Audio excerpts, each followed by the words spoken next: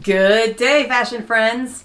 Welcome back to my channel. For those of you that are new here, I am Katrina, your hostess with the Upcycling Fashion Mostess. I take old things and make them into new things, even if they are slightly unconventional. Be sure to check out my other tutorials if this is your first time here. In today's tutorial, I feel like I'm entering my boho era. So I'm going to show you how I took a pair of jeans and made these fun, lacy patchwork jeans for the fall. Stay tuned. Okay, so I have this pair of jeans that I'm going to add the lace onto the front.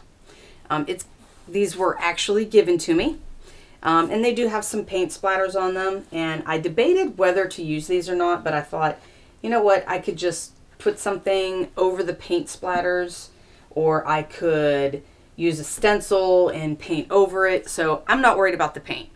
I'm just going to make them, and I will figure out the details later. But it looks like in the picture that they use like a straight leg or a skinny pair of jeans, but I want to use these. So the first thing I'm going to do, because there's a lot of wear and dirt on the hem, I'm just going to cut this hem off and rehem them, or just let them be frayed.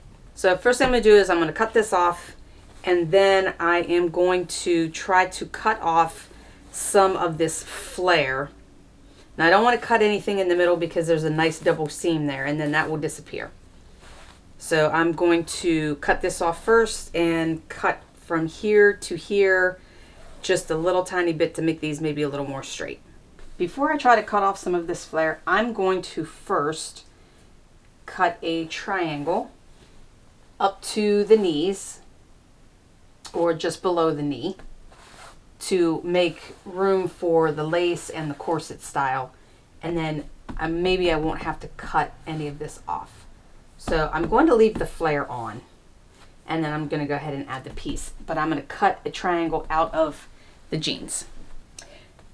So I have my two triangles cut out. Now if I decide that this is too flared when I get done, I will just make a seam in the back here to make the bell portion a little smaller.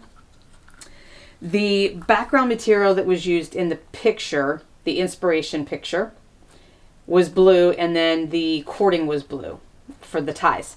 I happen to find this cool leather-like material, and it has like a little bit of gold on the top of it. So I'm going to use either like a tan or a brown for my background, and then put the white lace over it.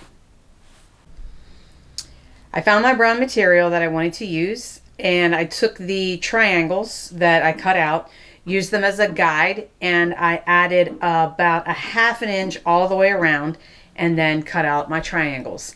Next thing I'm going to do is stitch the lace in the layers across the bottom, probably about 4 or 5 rows, depending.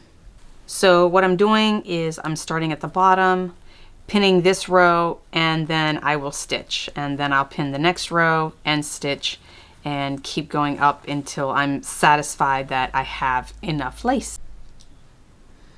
There is the first panel completed. It's not pinned in or anything like that. I'm going to work on the second leg, and then I will pin them in and figure out how I'm going to stitch that in and go from there.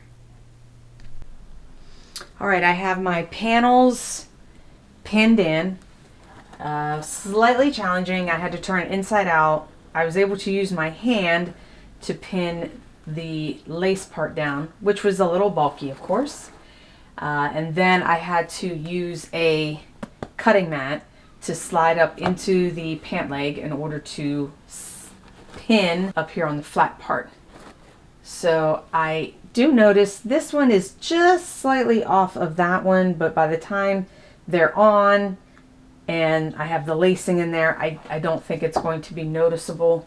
It's maybe a quarter. Yeah, it's just like maybe a quarter of an inch off. So I like the way that's looking. I am going to stitch these on. I'm going to turn this inside out and stitch these on, and then I will be back. So change of plan. I end up having to open the outer seam of the leg in order to be able to get up to the knee.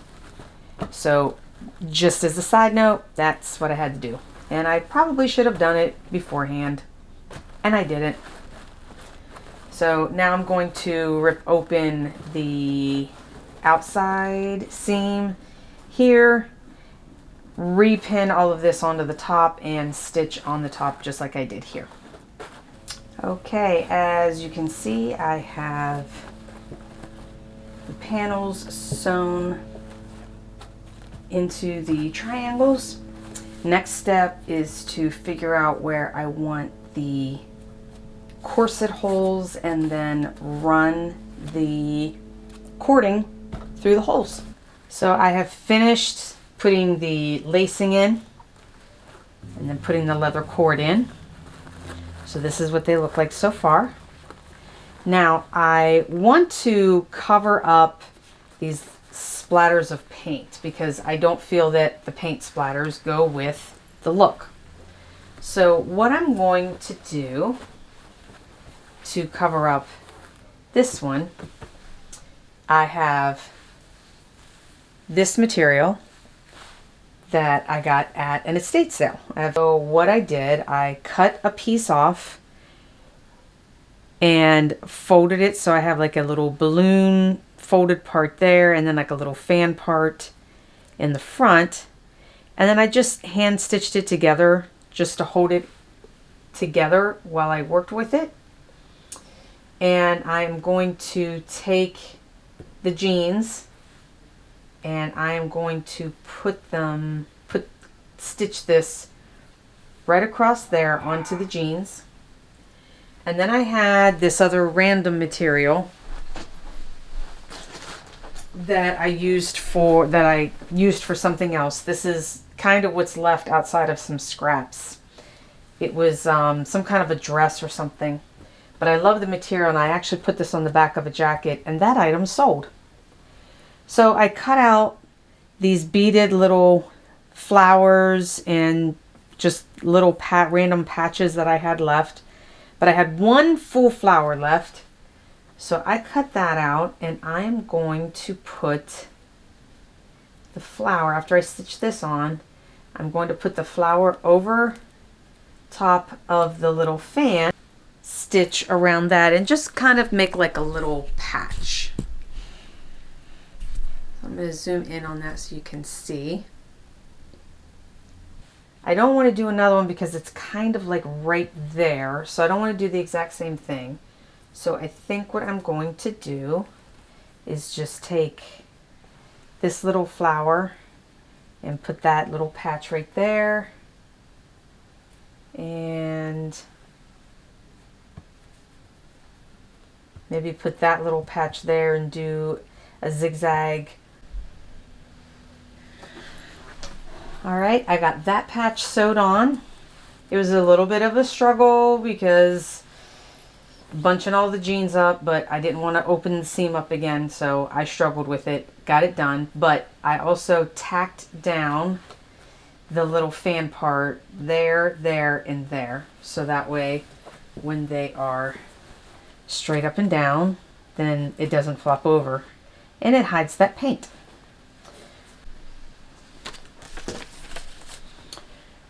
For the back pocket, I took a piece of paper and made a rough pattern and folded it in half and cut it until it matched up.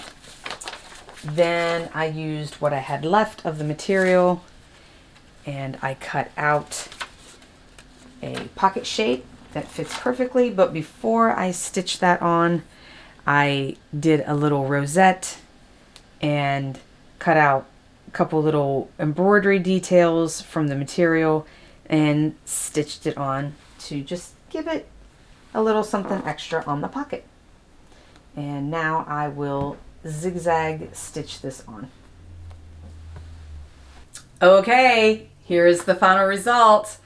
I utilized some scrap material, as I said during the tutorial, to cover up some paint splotches. and add some interest and tie in these beautiful fall colors into the lace and the tan that I used. I added just a little bit to the back pockets. This actually had to be hand sewn on because it was very hard to get into this pocket and stitch this on, so I just did it by hand. The little embellishments, some of them I had to do a little bit of hand stitching in layers just to be able, because there was a certain order that it had to be done in. Here is a close-up of the back pocket details.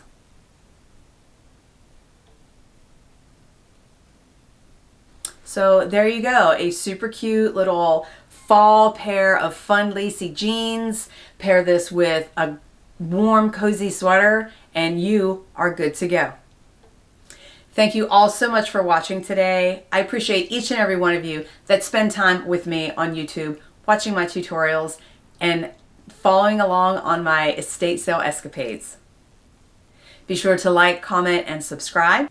And hit that notification bell so you don't miss out on any future tutorials. As always, love, peace, and thrift, and we'll catch you on the flip side.